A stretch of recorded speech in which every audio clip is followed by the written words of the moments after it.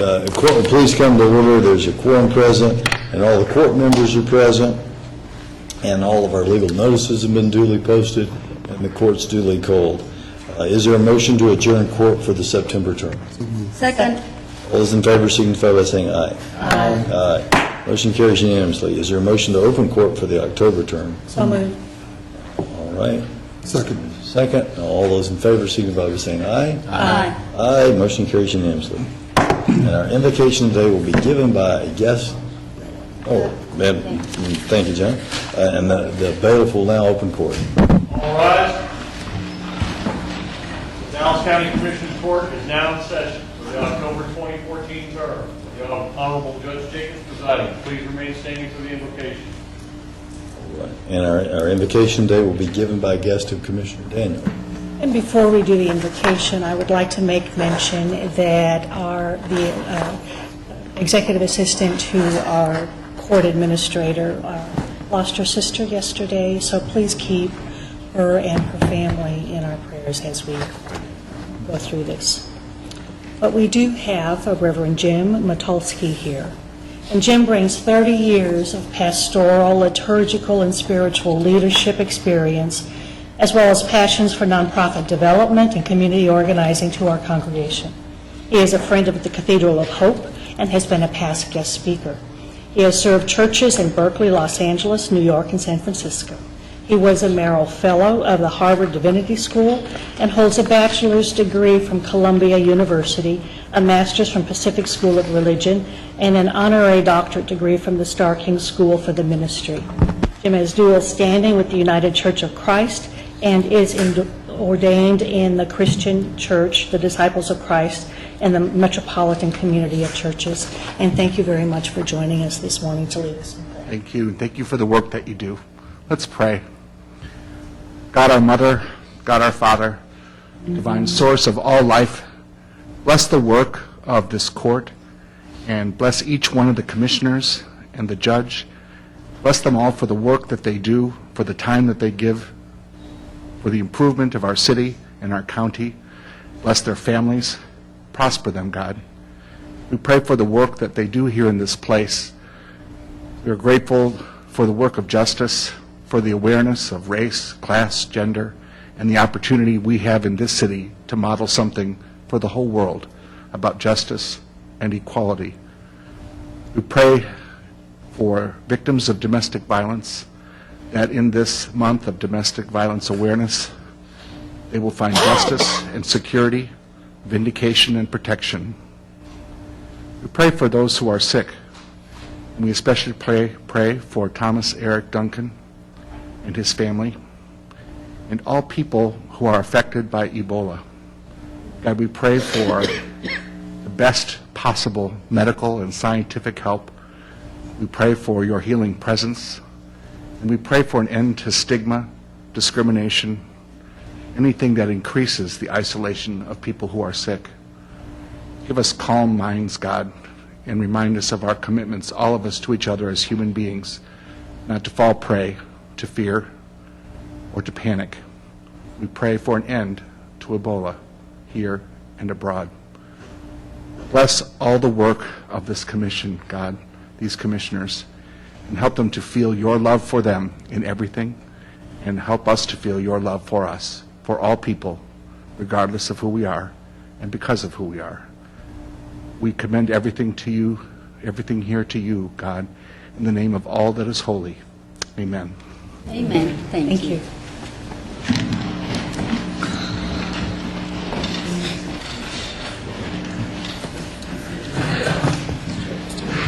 It's me. I'll try using this iPad. So our first resolution today will be given by a guest of Commissioner Garcia.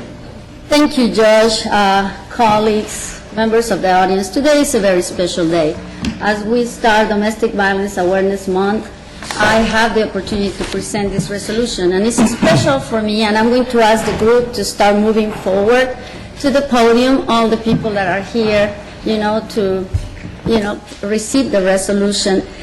As we see the numbers, 6 women have been killed by intimate partners in Dallas County in 2014.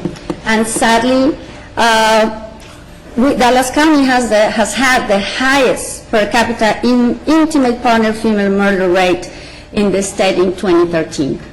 Now, the great news is that as we continue to work together, I think we have an excellent relationship between all the partners.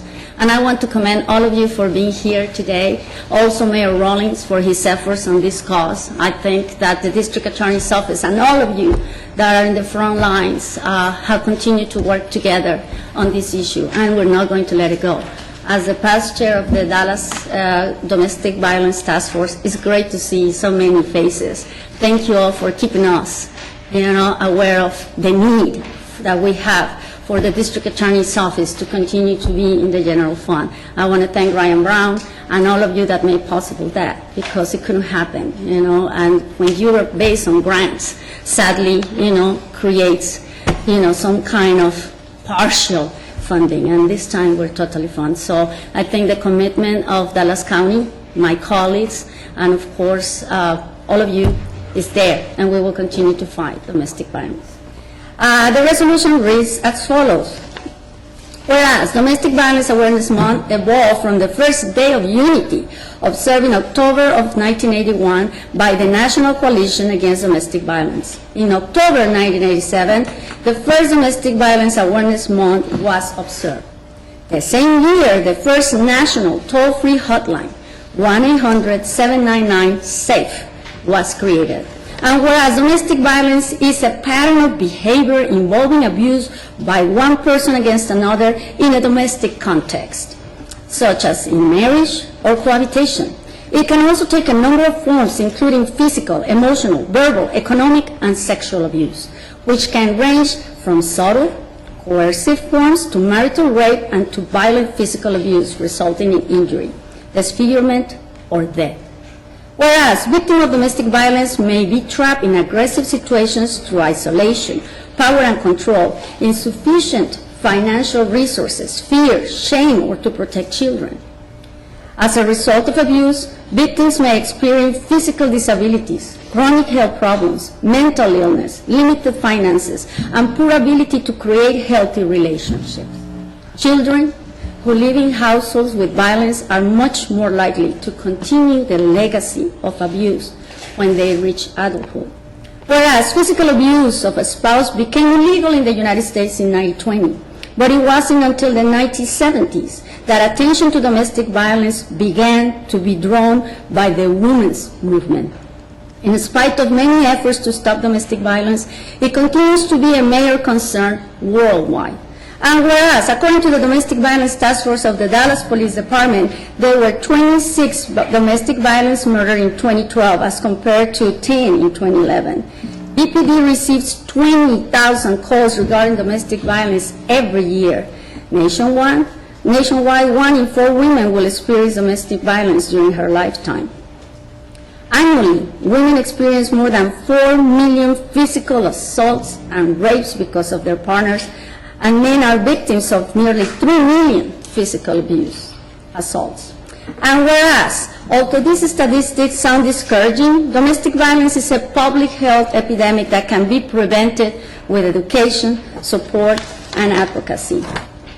The Dallas County District Attorney's Office created the Family Violence Division in September of 1994, making it one of the first DA's offices in the nation to provide specialized prosecutors, investigators, and advocates for all family violence cases. Dallas County was the first county in Texas to establish a specialized family violence court in 1995.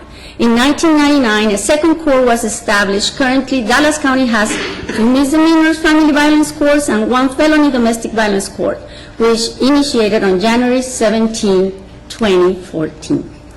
Organizations such as the Salvation Army, Family Care Connection, Family Place, Brighter Tomorrow, Genesis Women's Shelter, Mosaic, the Consulate of Mexico in Dallas, the County Sheriff Department, and Dallas Police Department Family Violence Squad, among many other organizations and departments, are also a voice for our local victims. And whereas today we join in an effort to continue bringing awareness and emphasizing the importance of battling domestic violence, not only by observing it this month, but also by encouraging everyone around us to stop domestic violence and not to be afraid to speak out.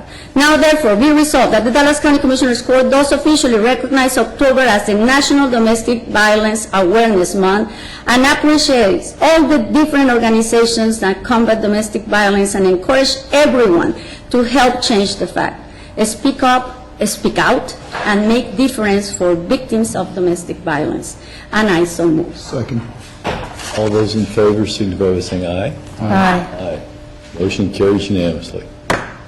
Thank you. And we have the balloons today, signifying, sadly, the deaths is the white balloon that signifies that sadly here in Dallas we have some deaths for domestic violence. And I want to thank all the organizations that are here today, starting by the District Attorney's Office, the District Attorney Families Violence Unit, Judge Magnus with the Judicial Court of the Felony Domestic Violence Program, DPD, Family Violence Squad, the Consulate of Mexico, Director of Inmate Programs with the Sheriff Department, Salvation Army Domestic Violence Unit, the Director of Operations of the Salvation Army, Executive Director of the Family Care Connection, Executive Director of Brighter Tomorrow, my good friend from Genesis Women's Shelter, Family Place, and Mosaic Family Services. Thank you all for being here. Jan, do you want to say anything? Anyone, please?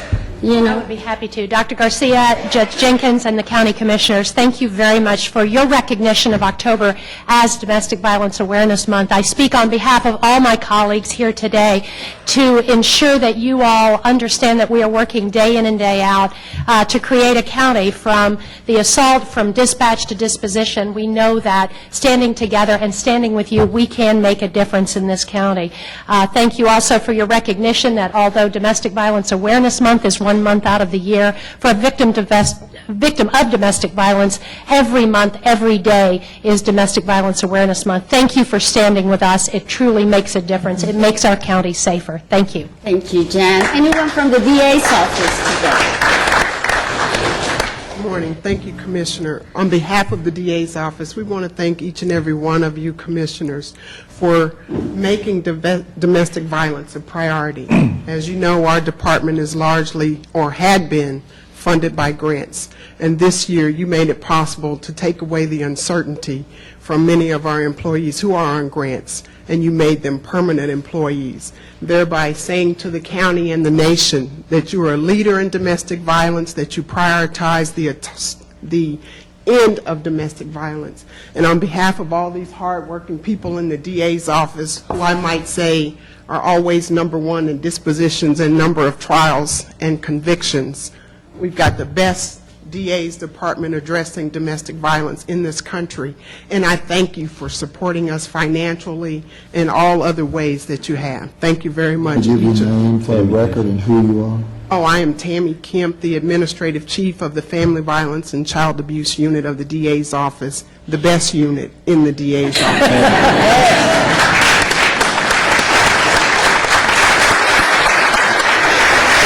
You're also running on the post for judge, correct?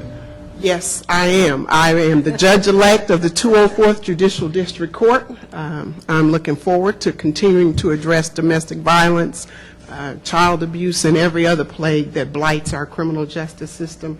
And I just thank you for your support, and always. And we'll be back to ask for some other things soon.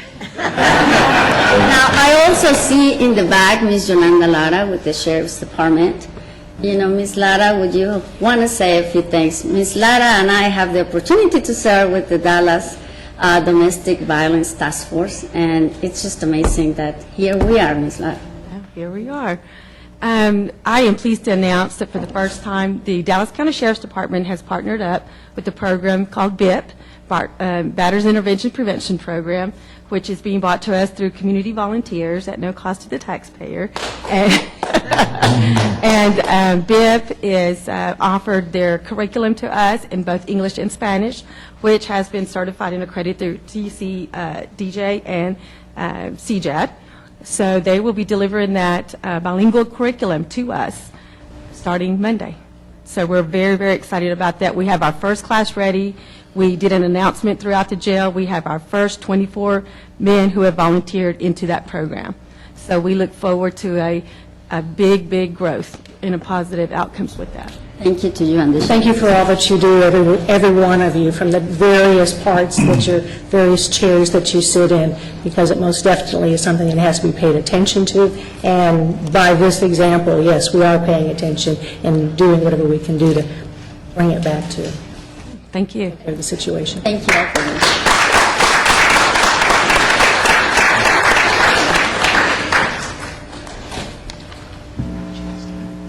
You want to do your mental illness awareness? Yes. I'll get to that next. And I'll present the next resolution. Will those with NAMI Dallas please come forward?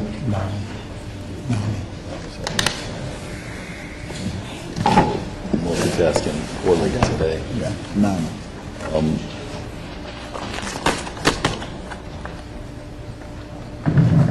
Were they on? Let's see.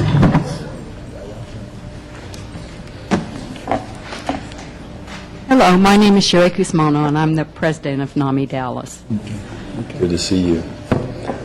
And this is a wonderful group that does a great deal in our community and well, throughout the country, but Collin County as well and the surrounding counties.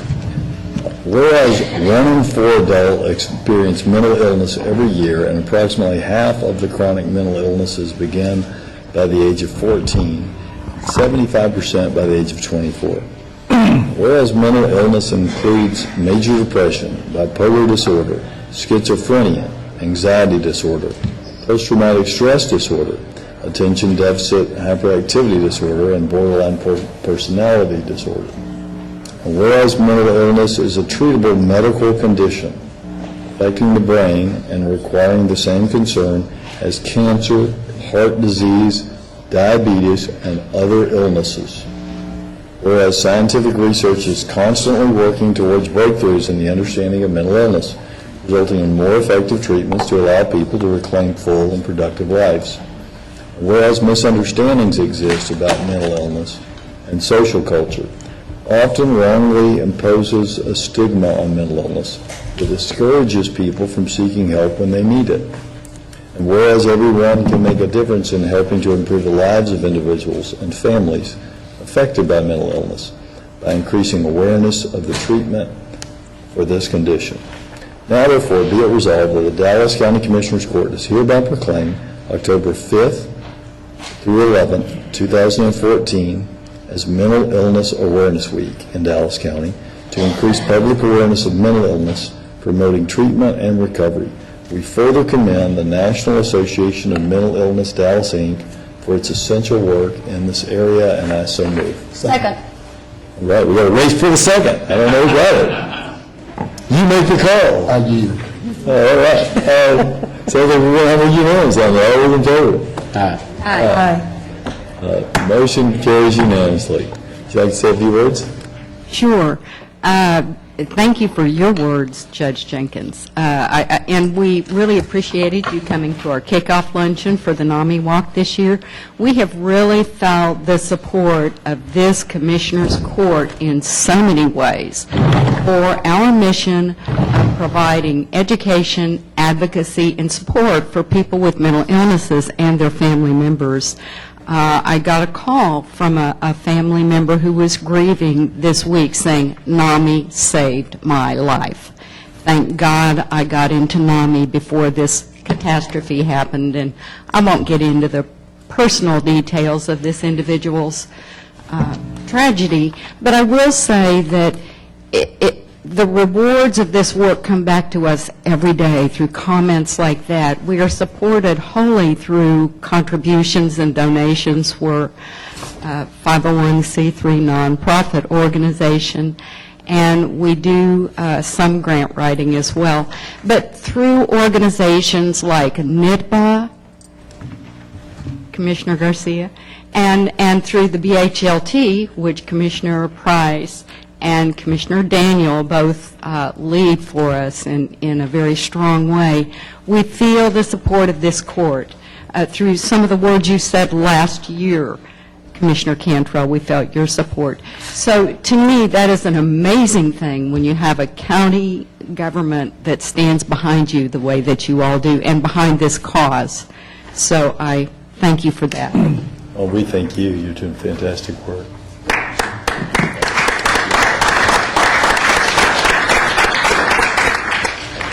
I just want to say on behalf of my co-chair, Commissioner Daniels and I, we appreciate what NAMI and Corporal, we're not letting you get away. I just want to thank this team. The DHLT has experienced a lot of success because of this team. And while you talk about what's happened locally on the ground, our real challenge is still at the state level. We still service in Dallas County or in this North Star region about 30% of the population that has a declaration of mental illness, but we still only get about 16% of the funding. And it's that inequity in funding that continues to challenge us. But was it not for NAMI Dallas and these participants and all of us at the table through the BHLT, we would not be able to survive and be able to mediate as best we can. I know you all now have a copy of the Sunset Hill. Jamie, that's got it marked up. It's coming to you. That provides, and that's going to be one of our real challenges in the upcoming legislative session. So we've already handed off to Mr. Reed, who is in the back up against the glass, along with Mr. Pardue, as part of our legislative initiative. We couldn't do any of it, without you doing the kind of grunt work and groundwork that is necessary. So thank you all for always being there, and as you always hear me say in all of our meetings, thank you on behalf of people who don't know enough to thank you or not in a position to say thank you. And I also want to add that on behalf of the North Texas Behavioral Health Authority, we all continue to work together with the behavioral leadership team. I want to particularly thank, Ron Stretcher and Jenny Metzinger, because we continue to speak with the same voice when it comes to legislation that will help us do the best, like Commissioner Price just said, with the funds. At the end of the day, it comes about money. When it comes about money to do the best we can. So, again, thank you all for being here. Thank you for the great work, the great work you do. To NAMI, thank you again. And we just keep moving forward. Corporal, good to see you. This will not be the last word either, but all of us have worked very hard. I see mental health as where the major work of county government is public health and public safety, and mental health is where those two great areas come together. But it's with everybody working together, all of the providers, all of the governmental entities, everybody on this court working together. But the last word is that we are not done yet, and we look forward to the legislative session to see what we can do to improve the situation for all of Dallas County residents who have these needs. The reason I called out the corporate, because we know, and of course in the Sheriff's Department, unfortunately, the first encounter, the first thing families do, as opposed to calling NAMI Dallas or even us, they call law enforcement. And it's law enforcement and that training and that whole understanding that really makes the handoff a lot better as we move forward. And Corporal has been an integral part of it. He's brought other people to the table, Chief Seals with the Fire Department. So they're very well represented on the BHLT and, of course, the Sheriff's Department and all they do. So we just want to continue to thank law enforcement because, unfortunately, we're the first contact regardless. Okay? Thank you.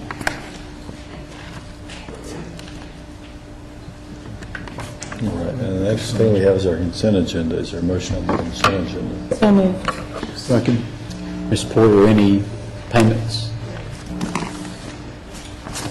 Right, and all those. Commissioner Daniel, can you read that right? No. She moved it, I second. Or you moved it?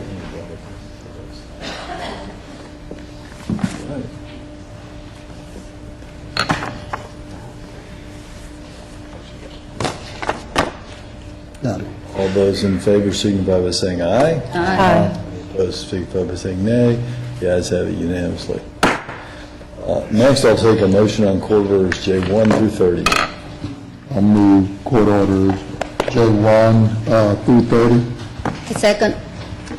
Is there any discussion on the court orders? Hearing none, I'll take a motion on the court orders. All those vote on the court orders. All those in favor signify by saying aye. No, I moved it. Commissioner President, I second. And she said.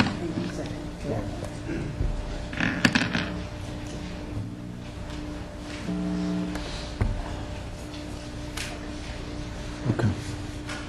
All right, all those in favor signify by saying aye. Aye. Any opposed? The ayes have it unanimously. Next, we'll consider our time-sensitive court orders. Is there a motion on court order K1? I'll move time-sensitive court order K1 under Health and Human Services. Second. All right, we have a motion and a second. Any discussion? Hearing none, I'll call for a vote. Just Ellis. Commissioner Dunn? Just Ellis. No. I made it. You already pushed it. I pushed it. Okay. Okay. All those in favor signify by saying aye. Aye. Any opposed signify by saying nay. The ayes have it unanimously. We're about to move to our briefing agenda. Mr. Martin, could I ask you to, other than Ebola, how long is the briefing agenda? Should be very short, Judge. I have no other questions on this. Can you please run us through the rest of the briefing agenda?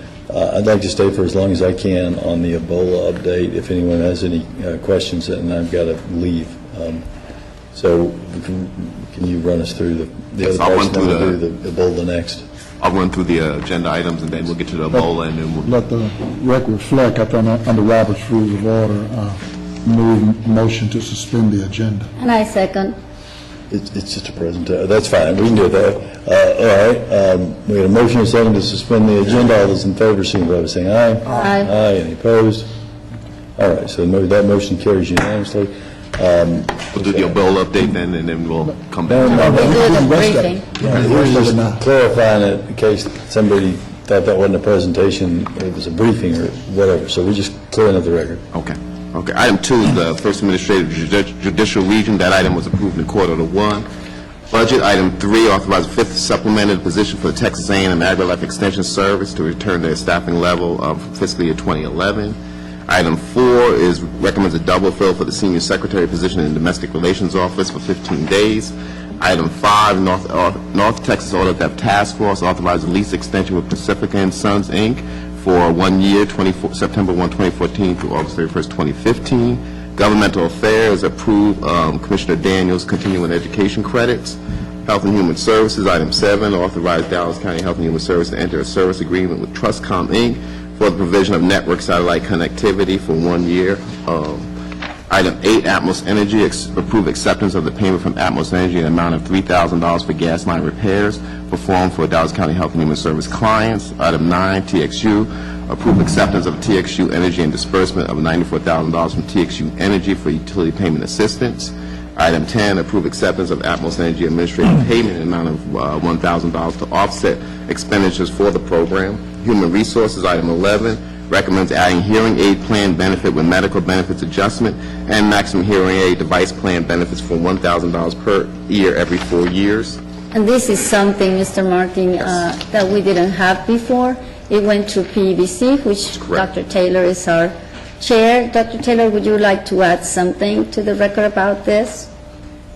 Commissioner, nothing. It used to be on hearing aids, and we kind of always had a problem with that. It was simply a discount program. We actually saw it as a health issue, and they pursued it at the PEBC, and now it is part of our medical benefit, not just a discount program, and they will pay up to $1,000 per year for medically necessary hearing aids. And so we're happy to offer that benefit. Thank you. Thank you, Doctor. Item 12, IT, authorized expenditure of $500,000 to purchase hardware, software, and installation services required to fulfill the recommended 2015 technology-related PIRs.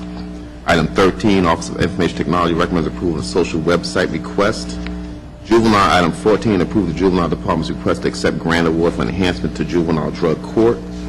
Public Works, item 15, consent to the sale of property at 541 Henderson Circle in Garland, Texas, to Sufi Properties. Item 16, consent to sale of property at 325 Davidson Circle in Garland, Texas, to Sufi Properties. Purchasing, item 17, authorize first 12-month extension of bid for the annual contract for repair and replacement of automotive transmissions as awarded to ASM Pro, Inc., doing business as T&K Automotive Specialists. Item 18, authorize second 12-month extension of bid for the annual contract for newspaper advertising as awarded to Daily Commercial Records. That's effective for 1 year, beginning November 1. Online auction, item 19, recognize and authorize OPEX 51 mail opener to be representative item to be sold at auction and authorize county documents to reflect so.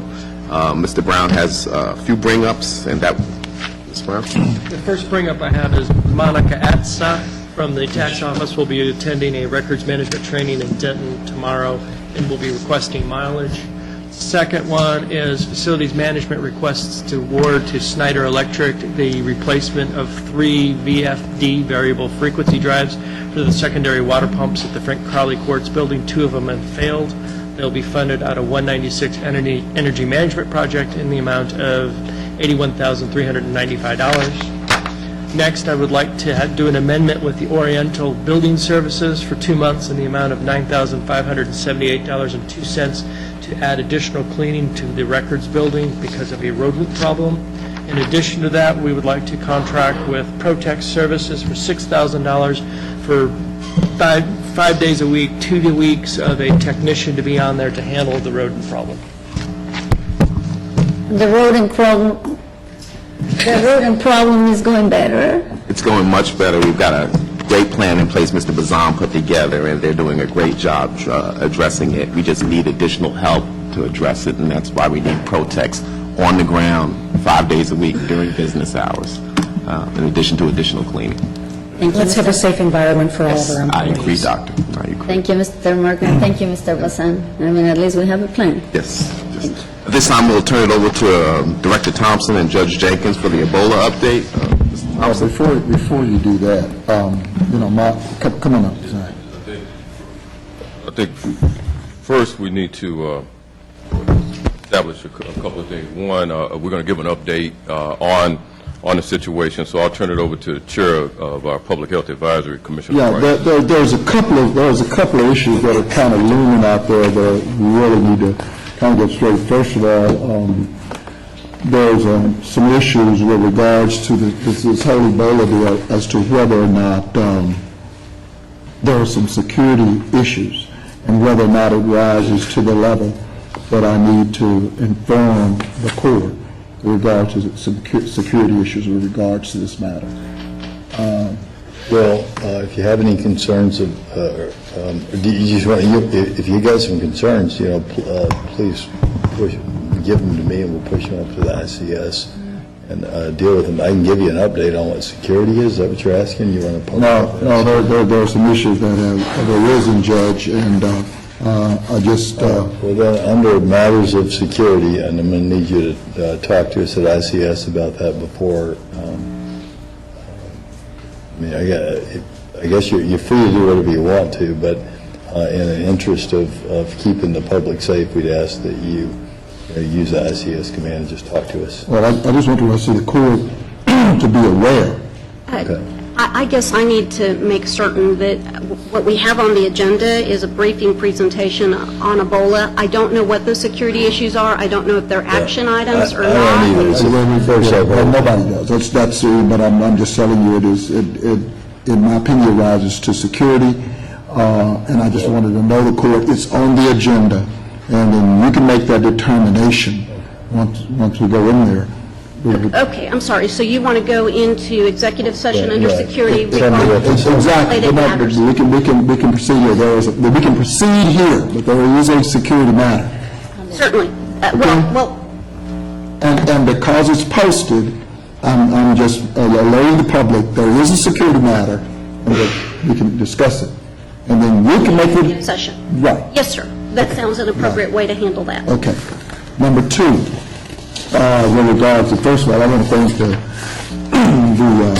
our health department for doing everything that they were supposed to do. I want this court, this public to understand that I went back and pulled my records, and I think the court received all of these particular missives. On July the 28th, the Dallas County Health Department notified all of us, court members and all, that there was a CDC health advisory with regards to the Ebola thing. That was back on July the 28th.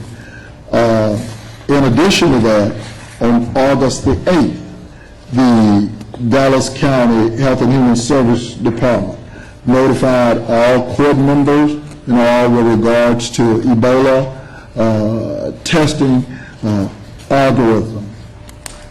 I guess what's really kind of concerning me on all of this, I want to make sure that that it is clear that our health department, under their task, they've done everything that they were supposed to do. And one of the things I did is went back and pulled from August of 27th, the Ebola virus disease preparedness on campus. And this went out for Children's, Parkland, UT Southwestern, the whole 9 yards. I guess what is really perplexing me and giving me some pause is that these missives went out at least 2 months, 3 months before the incident happened at Presbyterian. Our health department notified all of the campuses. Even Parkland was on notification as early as August the 27th with regards to what was going on with Ebola virus disease. I think at some point in time, we've got to really say what the elephant in the room is with regards to what happened at Presbyterian.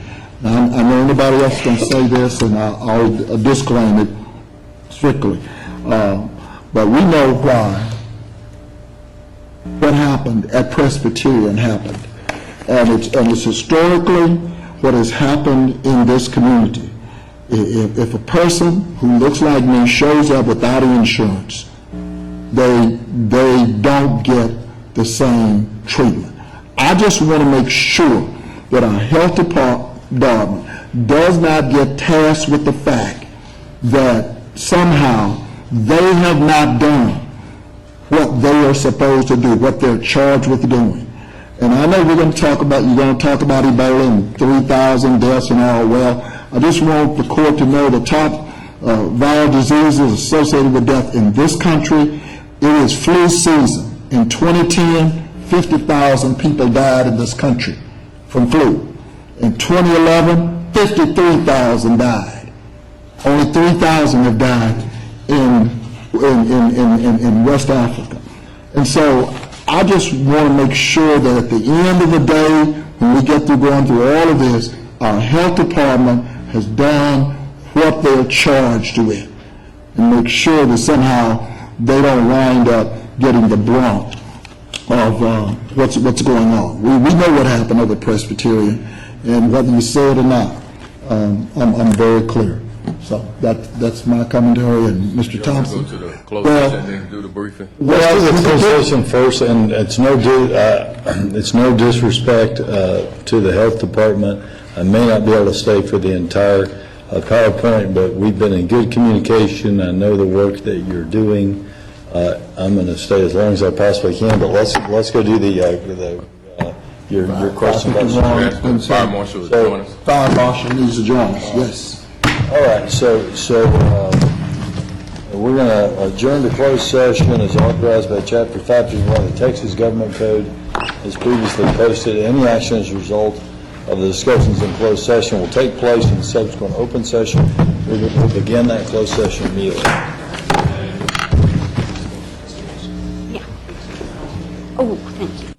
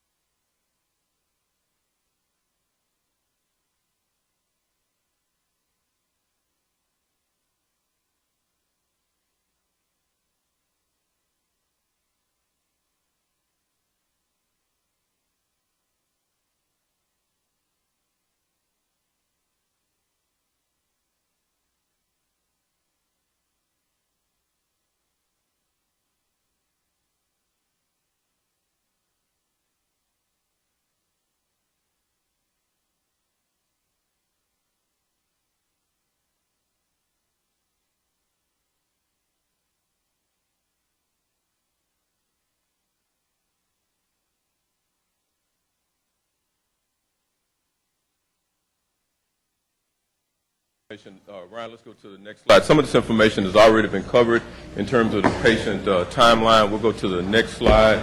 I want to be clear about Dallas County Health and Human Services timeline.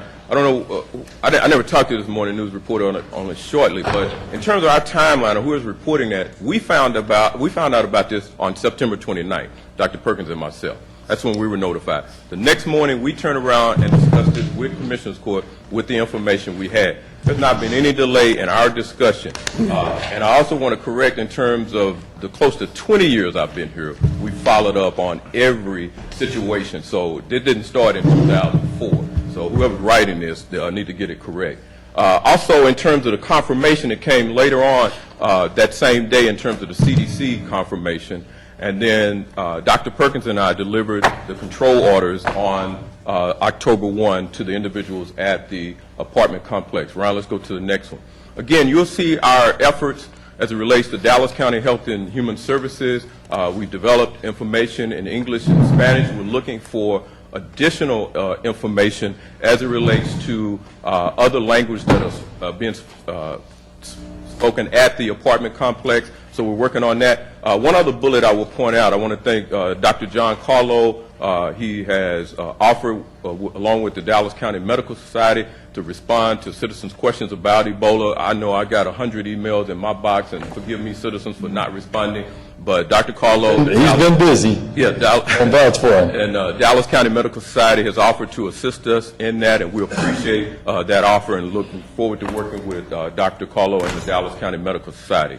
Also, Dallas County Health and Human Services has been involved in family needs, the EPI response. Let's go to the next one.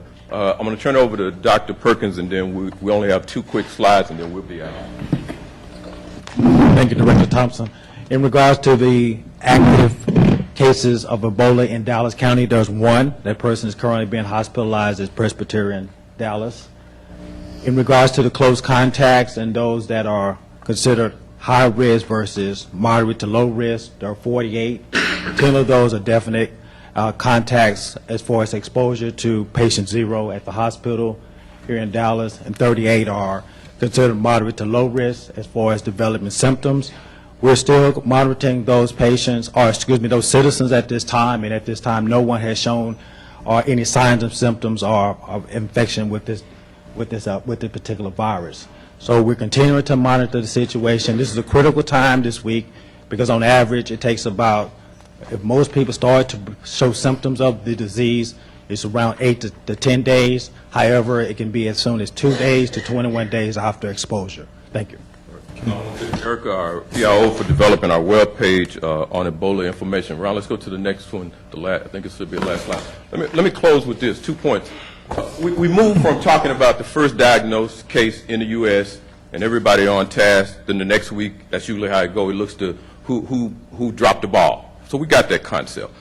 In terms of Dallas County Health and Human Services, what's omitted from the articles is this. We have a dedicated staff that have been doing EPI investigation from day one of being notified of this confirmed case. So we've been doing contact tracing from day one. So anyone that even wants to allude that there is a gap is wrong. And so that's fine. We look forward to the comments. The last piece, and I got one other piece, is that I want to show you in terms of the budget.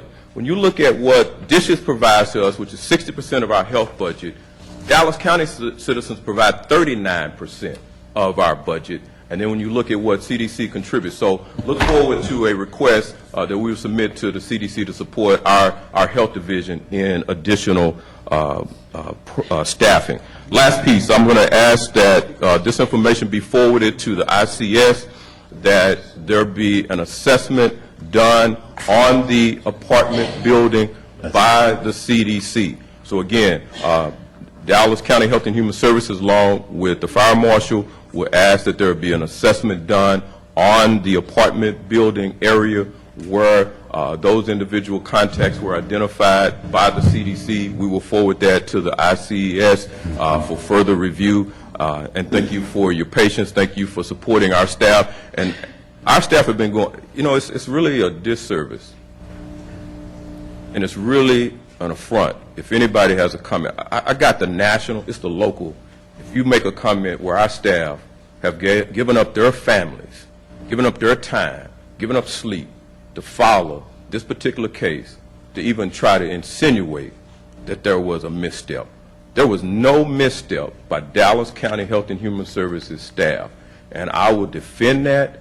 I will call the individual out personally that they are lying, and you got to show it. And even there was something in the article yesterday. I've never been contacted by the CDC or a document about our response to the 2012 West Nile virus. That is a complete lie. So again, we're going to deal with this. That's fine. I mean, I know I've been doing this, like I said, close to 20 years. I expect that. First week, hey, this is new. Second week, you know, let's blame everybody. But right now we got a situation here where we're dealing with not only the first diagnosed patient in the U.S., we have families who have contact with this person, and then we got families in Dallas County who are concerned about accurate information on how they're going to deal with this, and we're trying to destroy the rumor mill. So we got to deal with that. But I'm okay with taking the hit that comes with it. But when you talk about our staff, I'm not going to accept it. And you can talk about me, but that's no problem. Well, Mr. Thompson, that's the reason I created the email trail with regards to the department from the public health side.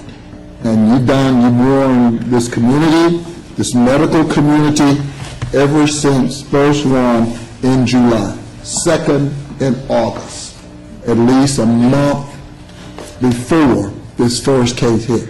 So this department has been on task for at least the last several months before it even raised its head. Well, I put it on the, and I thank y'all, and if a reporter put the source on the table, let's see who they're talking to. I mean, I can go back to the person I had a fight with in the first grade. They may say something bad about me. I could care less. Mr. Thompson, thank you very, very much for all your efforts and the efforts of all your department. And thank you, Dr. Perkins. Mr. Thompson, before... I don't want this to get away from us. And it is, back to what I said earlier, this is flu season, you know? And in this country, with our great infrastructure, this is flu season. We had 53,000 people die. These are deaths. And now it's time, to take flu. So I don't want, us to get caught up in the Ebola hype and fright, and understand that we're now dealing with the issue of flu. I talked to Dr. Freedom's office yesterday, as well as, and I want to again thank Dr. Freedom, CDC, Dr. Leahy, Texas Department of State Health Services, and our staff have been in conjunction, and that's why I can say that I've never seen a document criticizing us from the CDC. I talked to their office on yesterday. I guess I got to talk to them in terms of this aspect to make sure it's accurate, so I can report back to the citizens that this erroneous information that's being published is wrong.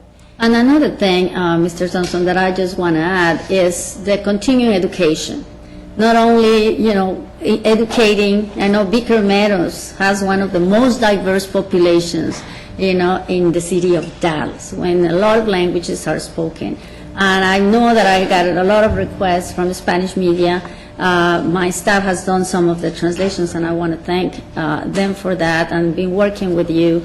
But if you can get me any of the information that has been translated by your staff, right, I will appreciate it. And I know that we do need to address some of the other languages, particularly at the apartments where more than one language is spoken. We'll get the Spanish to you, I believe, today. And on the other languages, we expect those languages to be ready from the printer on tomorrow. So we've been working on that. I think the Community Foundation of Texas has reached out to me. I got an email that they're ready to support us as well. So I'll copy the court when I get a chance to respond back to their email. Thank you. Thanks a lot, Judge. Thanks a lot, Commissioner. Thank you.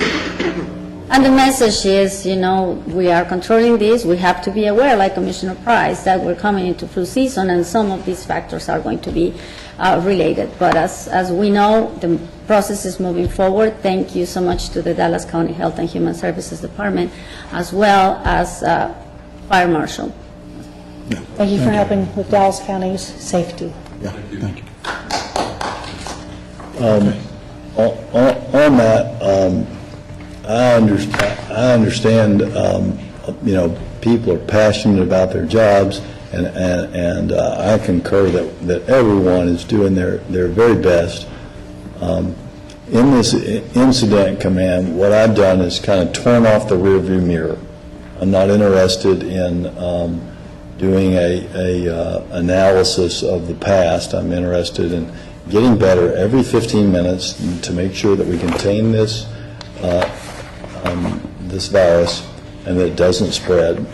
I think what's really important for all of our staff and our team to do is not focus on ourselves, but focus on the people. And start off by focusing on the people that we're monitoring and their family. They are terrified, understandably.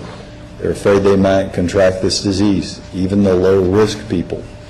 And if we all think of them, commissioners, judge, Zach, sheriff, everyone, thinks of them as a member of our own family, a member of our own family in the situation that they're in, then we can think of the things from a compassion and comfort and dignity level that we want for a member of our own family. So I think that's a key thing.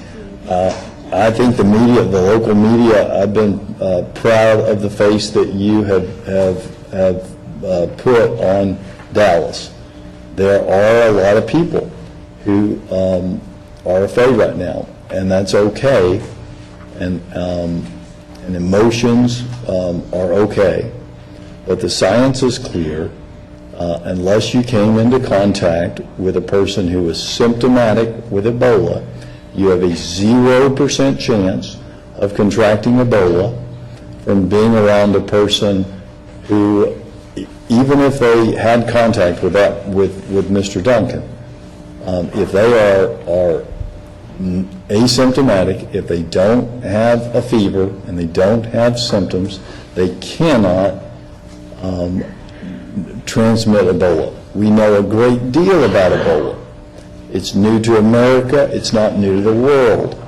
The scientists that are here now, embedded in Presbyterian and embedded in the building next door, are the heads of the science teams that have handled every Ebola outbreak since 1976 when it was discovered.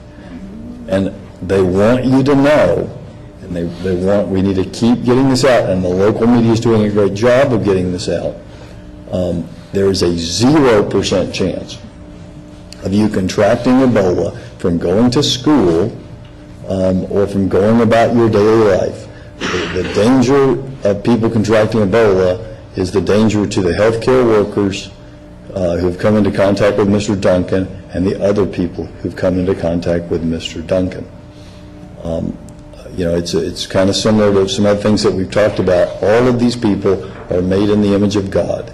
They are not suspected disease carriers. They're people who are afraid and need our compassion and need our help. And there's nothing that Zach and I are doing, and others. It's not just Zach and I that are doing it. Others that are going to see those families without any protective gear on. There is nothing about that poses your family 1 ounce of risk. If it was, President Obama's team, Governor Perry's team, and the top scientists in the United States would not have us doing it. So you're safe. We've got a great local team, a great state team, and a great federal team working on this. Just use the old World War II, stay calm and carry on. Ask your questions, but just stay calm and carry on. And I want to thank Shay for getting the update out to the members of the Commissioners Court every night. Thank the commissioners for their support and work on this.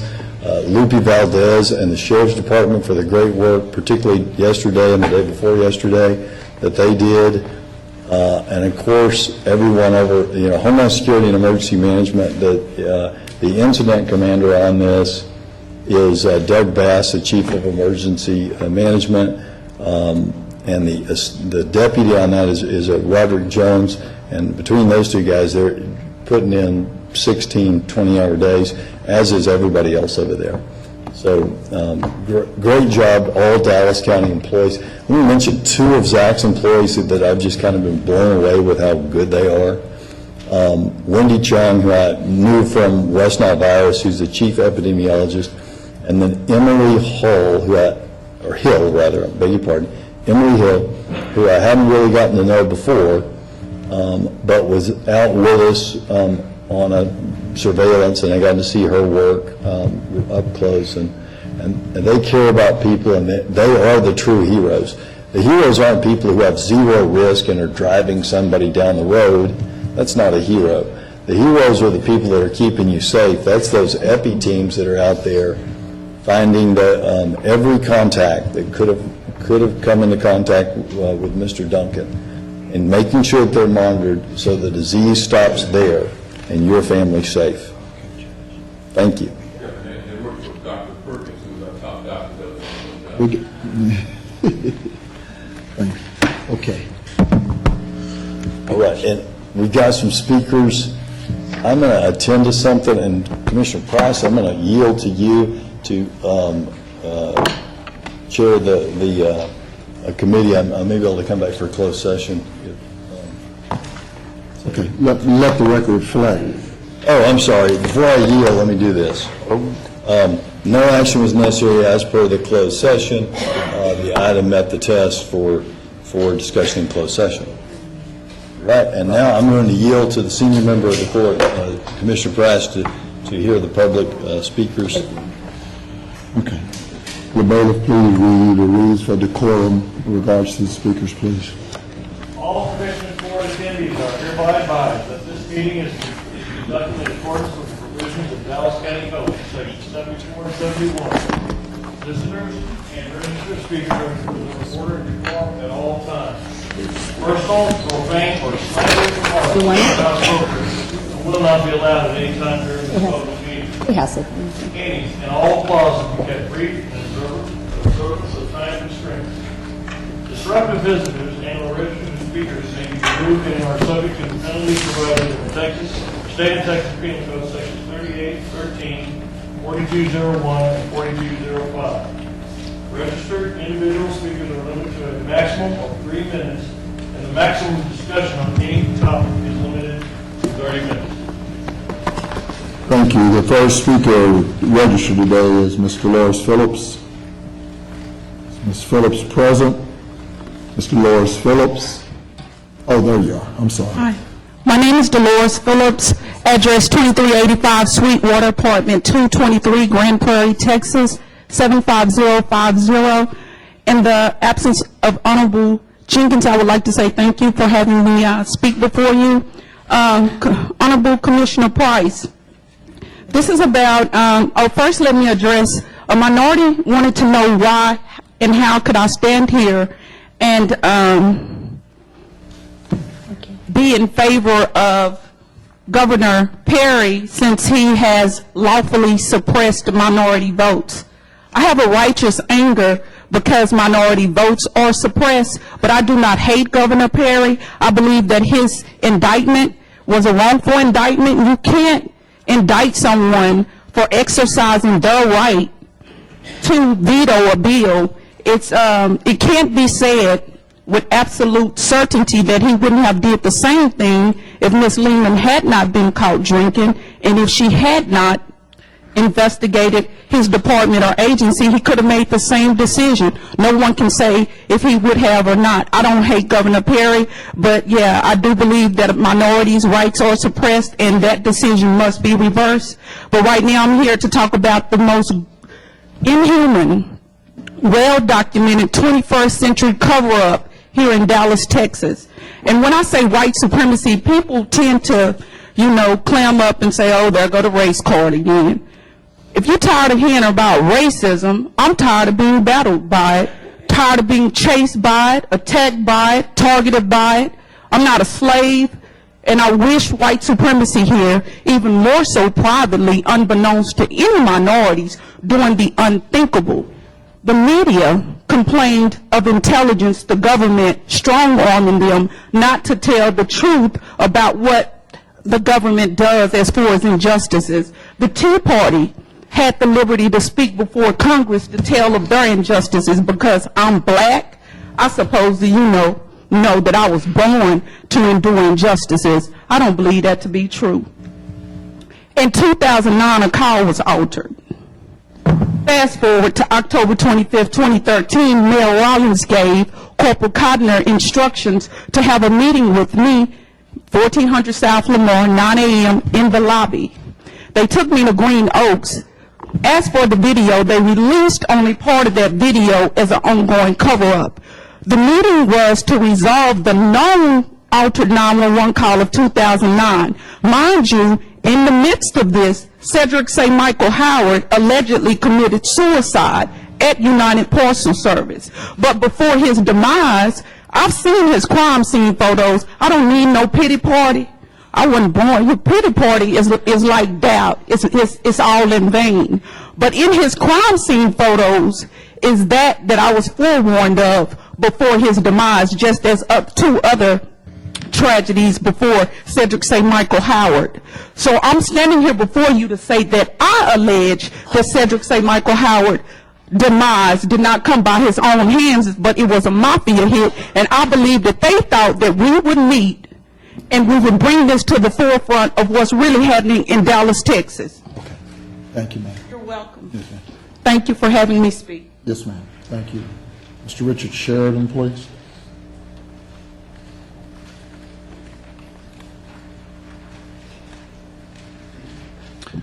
Yes, good morning, Judge and Commissioners. Rich Sheridan, 11301 Dennis Road, Dallas, Texas. Here to speak about Ebola. The title is Ebola, AIDS, etc., made by the CIA, and there aren't natural cures. I am a licensed professional engineer in New York State in 1974. I had a master's degree in environmental engineering in 1970. Ebola, lions and tigers and bears, oh my. EBOLA, evil bringing overwhelming lies to all. Now, we could debate on what the lies are, but I don't think all the truth's out there. Louis Farrakhan is being called all sorts of names with his position on Ebola. He says it is selectively directed at the black community. In general, I agree. Look at the condition of the black community in our nation, and certainly in Dallas. Sure looks like genocide to me. I love the classic children's story, The Emperor's New Clothes.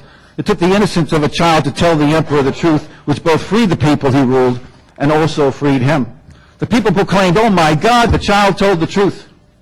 Jesus did say, unless we be as a child, we will not enter the kingdom of heaven. Today, most people live in fear, which we've talked about fear quite a bit today, which immobilizes them. It's been said fear causes us to hesitate, and that hesitation causes our worst fears to come true. The great book and movie 1984 was about a future totally controlled by the government.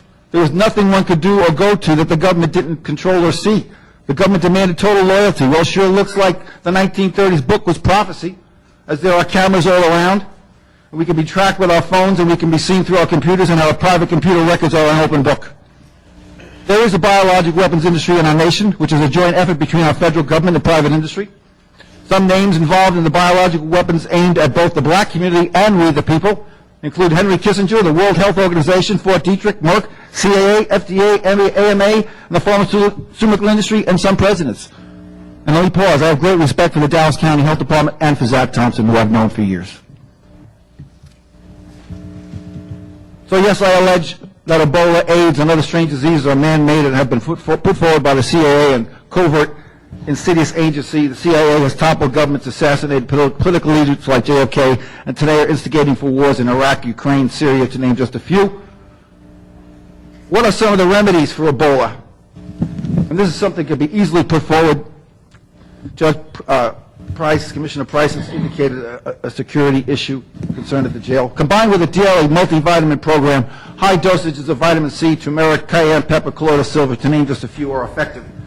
The question is, can Ebola spread by airborne? That's the question.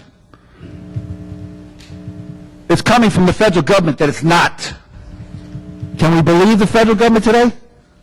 Can we believe the federal government today? I say no. There is no boogeyman, ladies and gentlemen, just big brother government fear machine. Jesus said, physician, heal thyself. And so we will go with Ebola. We don't need the CDC, the FDA, nor the AMA. We certainly need the great services of Zach Thompson and the county. Again, these government organizations are more of a hindrance, a liability than aids in the quest for a happy, healthy life. Light is truth, and truth is love. And may the light of God come upon us all. And thank you very much. Thank you. Mr. William Hopkins.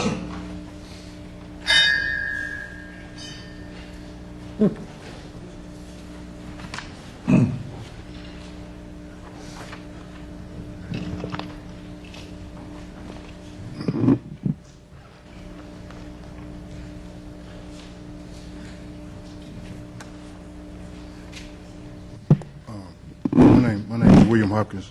John, she handed out the court order where the city of Dallas and the state of Texas sued the RSR lead plant in 1981. Okay. The city and the state sued the RSR lead plant in 1981. So when Fred Byron Budd and Lisa Blue and Dorothy Budd and Russell Budd came to the Boys Club in West Dallas in 1985, and the ministers and you, John, was with the ministers when they come to the Boys Club and had them people to sign up for the lead. Okay. Fred Byron and Budd Law Firm and Lisa Blue and them, they give out about $60 million out of the Boys Club, John. But if the city had already sued for the people, then that means that Fred Byron and Budd sued the city for the money that the city had already had in the health plan for the people. The first sheet, John, is where the city said they didn't have nothing to do with the lead. That's what they're telling the people in West Dallas, that we didn't have nothing. That was between some lawyers. This is what this letter from the city say. It was between some attorneys and the people in West Dallas. But the attorneys were Fred Byron and Budd, Lisa Blue, Dorothy Budd, and Russell Budd, and you, John, that came to West Dallas in the Boys Club in 1985 and had them people to sign some fake papers and give out some corrupt money in the Boys Club. Now, the federal government don't know about this. So what the federal government doing is waiting around. They probably trying to say that the commissioner's court don't know, William, the city of Dallas don't know, and the Dallas school board don't know. But I done gave this court order to the commissioner's court, the city of Dallas, and the DISD. Everybody know them people dying, John. But when Fred Byron and Budd come over and got that corrupt money, and then nobody's supposed to say nothing, and so they paid the media not to say nothing about having them people. And they came in 1985, John, they came back to a hotel on Mockingbird and had some cubicles, just like they did at the Boys Club. They had these cubicles and give out millions of dollars and tell them, don't tell the federal government, so they won't have to pay the taxes, and the county won't know, and Parkland, we're supposed to go to Parkland, John, due to this health program. It's been 30 years. We've been dying. Y'all been sitting there letting us die, John. You was with Fred Byron and Budd in the law firm when they came, and Pat Spills and Reverend Spills. So the FBI won't get it wrong who you was with, John. You was with Pat Spills and Reverend Spills when we went to the Boys Club and signed them fake papers, and they gave out about $60 million that the federal government don't know about, and nobody paid no taxes on it. I don't know where you put that money that the ministers gave you, John. I don't know if it's in them 10 banks and 10 bank accounts. But I want them people money for West Dallas. This court order, the city had already sued with John when you and Fred Byron them came to the Boys Club. The city already had the money, so the city let Fred Byron and Budd sue them for the money that they already had for the blacks in West Dallas, John. And it's crooked and corrupt, and the FBI know, because I went to the FBI and told them at the West End. I told Jim Adams and Michael Louvs of the FBI, them the FBI names that I told in 1997 maybe. John, I want them people money. Okay. I want it. Okay. I'm not playing, man. Thank you, sir. Mr. Robert Ceccarelli. This was, who did that resolution? Judge Jenkins? Mental health. The NAMI? Yeah. Yeah, Robert Ceccarelli. This is going to be a two-part speech this month and next month. Today's in the morning news, Texas has the worst SAT scores in math and the second worst in reading. Talked about California, same student demographics. California has 15 points higher in math and 22 points higher in reading. Mr. Price, I'm going to bring you back to the Friendship West Baptist Church.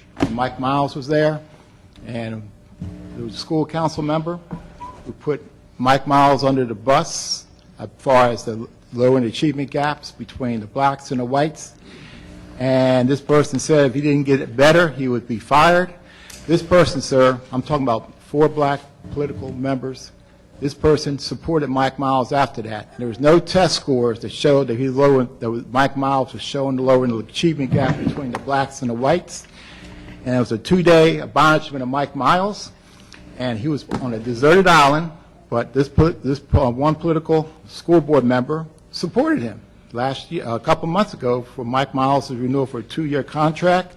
And I'll bring you back to Madison High School. During the evening, the city council member threw Mike Miles under the bus. And this city council member supports Mike Miles. Again, not again, but she changed her mind, and it's really getting appalling that the black political leaders are changing their mind about Mike Miles for no reason at all. And again, there hasn't been any test results to show that Mike Miles has shown to prove any black schools in the city of Dallas, in South, Oak Cliff, or West Dallas, for these black political members to approve of them. Also, I'll bring you back to another person, NAACP president. She went out in the news press and told Mike Miles to resign. I talked to her. She supports Mike Miles. And again, there hasn't been any test results to show that the black students in South Dallas, Oak Cliff, or West Dallas have improved. And another person, Ms. Ragsdale, I saw her last week at a school board meeting. Another black political member, she says she's neutral about Mike Miles. What I'm trying to say to you, sir, is these black political members are showing the validity, they're not being accounted for or not being creditable, and they're losing constituents in their support about education in Dallas. Next week, I will present something about Lincoln High School. I presented before that I helped them get out of the unacceptable to 2 distinctions. And I'll have a lot of people's support, but I'm just getting fed up with black political members using politics for their own students for whatever reasons. And these 4 black political members, they know me. They will tell you the truth. I know. I talk to them all the time. And it's really stunning that these members that have high influence are changing their mind about somebody that has nothing to do with the blacks. Okay? And you know about Friendship West Baptist Church, Mr. Price. Time is up, Mr. Chairman. I will bring it up next week. Thank you very much. Thank you, sir. The last speaker is Ms. LaCoya London.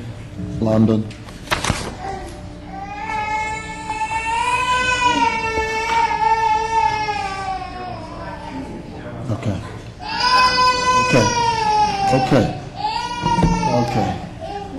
He doesn't want to speak. That's all right. He doesn't want to speak. I appreciate it. Is there anything? Okay. If there's nothing else to come before this session of the Commissioners Court, we will retire under 551 of the Local Government Code for those matters that will be considered in executive session, in closed session.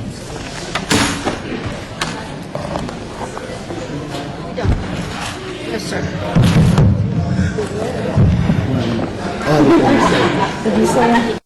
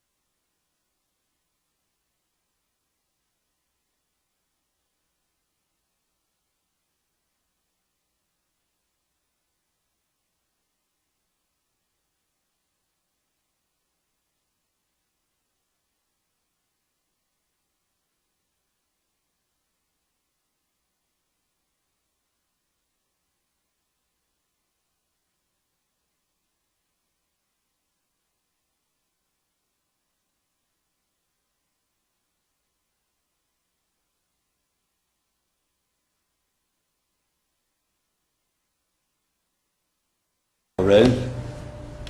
Commissioner Cantrell already left.